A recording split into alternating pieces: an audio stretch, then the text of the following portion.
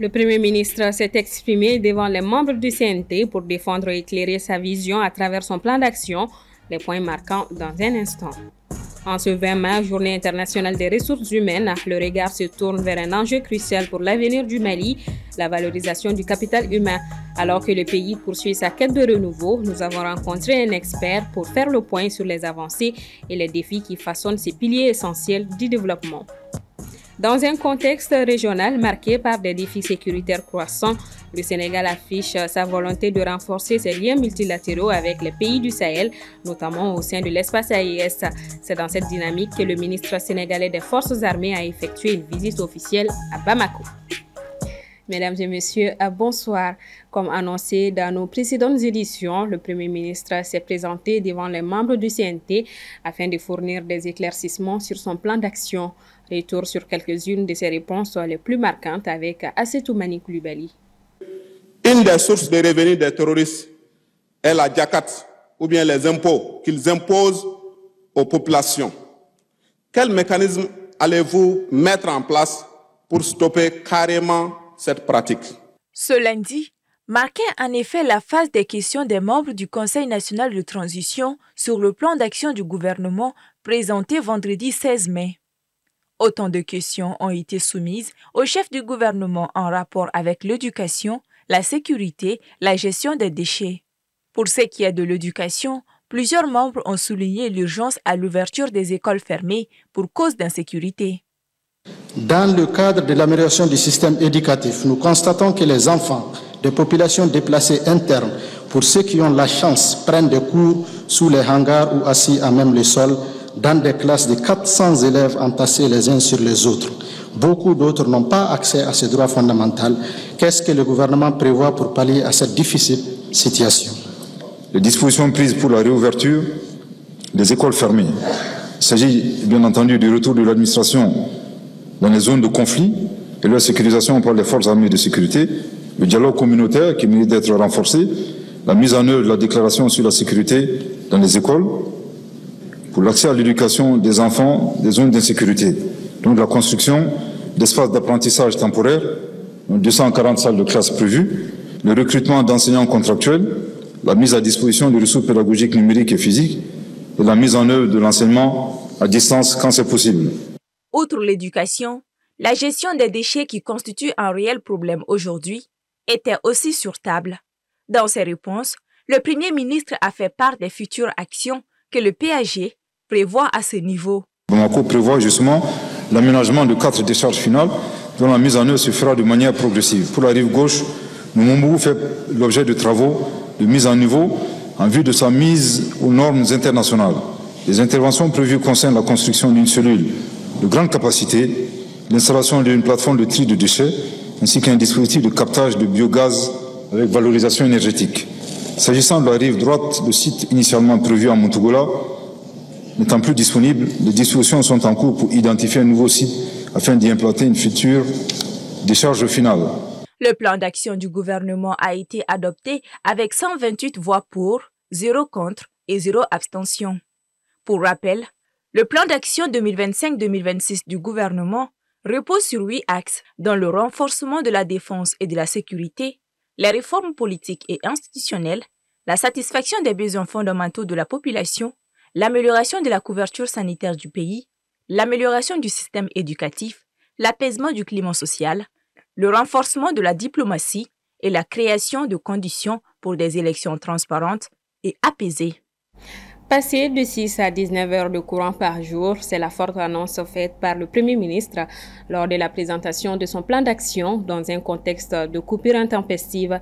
Le dit programme a été largement validé par les membres du CNT, nous dit Djeneba Samaki.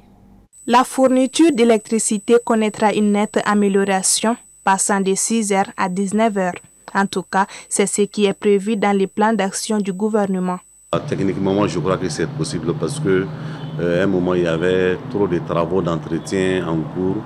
Ensuite, il y avait aussi des travaux d'une ligne qui doit quitter Kaye pour venir à Bamako, parce que c'était dit que la centrale de Kaye est plus élevée par rapport à la consommation de Kaye. Donc il fallait trouver une ligne pour envoyer une portion de cette production à Bamako. Donc après les travaux d'entretien des différents sites de Bamako et l'activation de la ligne Kaye-Bamako, je crois que techniquement déjà c'est possible de quitter 6 heures pour 10 heures de production, quoi. Pour atteindre cet objectif, le gouvernement de transition annonce la construction de 4 centrales solaires photovoltaïques et hydroélectriques sur les réseaux interconnectés. La réalisation de 2588 km de lignes de transport et 1378 km de lignes de distribution d'électricité afin d'augmenter les capacités de production et de distribution en énergie. L'année dernière, les chantiers des 3 centrales solaires ont déjà été lancés officiellement à Sanankoroba, Safo et Tchakadougou-Dialakoro. Je crois qu'aujourd'hui, le thermique a déjà montré ses limites. Il faut trouver la meilleure formule. Le gasoil coûte 10 fois plus cher que le soleil. Donc ça, c'est sûr. Donc moi, je crois qu'il faut passer automatiquement sur une transition énergétique. Quitter les énergies fossiles pour aller vers les énergies renouvelables. Les annonces du Premier ministre interviennent alors que les délestages ont pénalisé fortement le quotidien et les activités économiques. Sur un tout autre plan, aujourd'hui, le principal défi du Mali est celui des ressources humaines. À l'occasion de ce 20 mai, où le monde célèbre la journée internationale dédiée, nous avons interrogé un expert en la matière pour revenir sur les progrès réalisés dans ce domaine. Un reportage de Soumaïla Fani. En matière de gestion des ressources humaines, le Mali revient de loin. En effet, cette fonction telle qu'elle existe aujourd'hui reste un phénomène relativement nouveau dans le pays. Pendant longtemps, elle s'est cantonnée à sa forme traditionnelle, à savoir la gestion administrative du personnel. On avait surtout des chefs du personnel. Mais depuis quelques années, toutes les grandes entreprises ont adopté les formules de gestion des ressources humaines. Au niveau de l'administration publique, nous avons eu la création des directions des ressources humaines. Les grandes entreprises se sont également dotées des systèmes de gestion informatisés. Dans la plupart des grandes entreprises aujourd'hui au Mali, vous avez des systèmes de gestion informatisés. Également, en matière de ressources humaines, je pense que le Mali a également pris un pas en avant par rapport à la sous-région, par rapport à la gestion de l'intérim. Aujourd'hui, au Mali, vous avez des bureaux de placement entreprises du travail temporaire qui exportent leurs prestations dans toute la sous-région. Dans de nombreux secteurs, notamment celui des mines, de véritables progrès ont été réalisés. En matière de gestion des ressources humaines, des mines, par exemple, qui ont adopté le fait de nationaliser, d'avoir seulement des Maliens à la direction à leur direction générale. Cela également est une très bonne chose. Vous ne verrez pas ça dans la plupart des pays. Vous allez toujours avoir des expatriés qui ont à leur côté quelques nationaux qui gèrent. Mais aujourd'hui, vous avez des sociétés minières qui ont fait ce choix de nationaliser à 100% la gestion de leur direction. Je pense que ça, c'est également à l'actif des Maliens. Selon lui, au-delà de ces avancées, beaucoup reste encore à faire.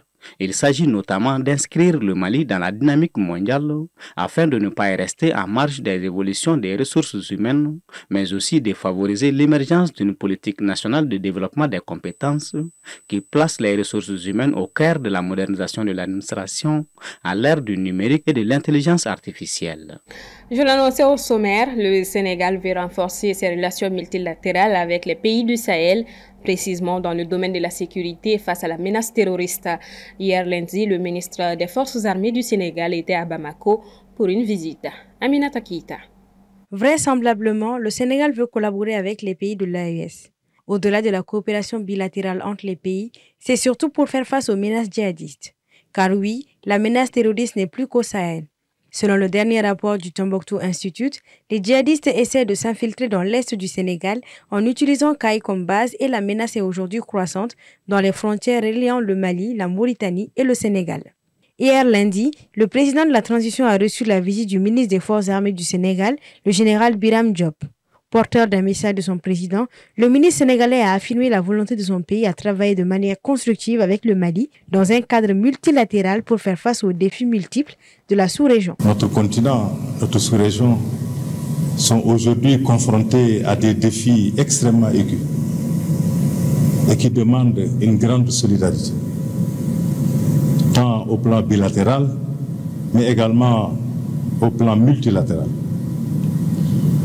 Et c'est pour ça donc que le président Bassirou Diomaye Diakhar Faye tend la main à son frère et ami le président Goïta pour qu'ensemble, ils essaient de voir au plan bilatéral tout ce qui peut être amélioré, consolidé.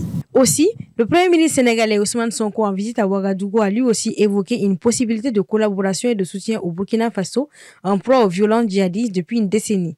Ousmane Sonko s'est dit fier de soutenir le pays dans l'épreuve qu'elle subit depuis des décennies, soulignant qu'aucun pays de la sous-région ne sera épargné par cette gangrène si elle continue de s'étendre à travers l'Afrique de l'Ouest.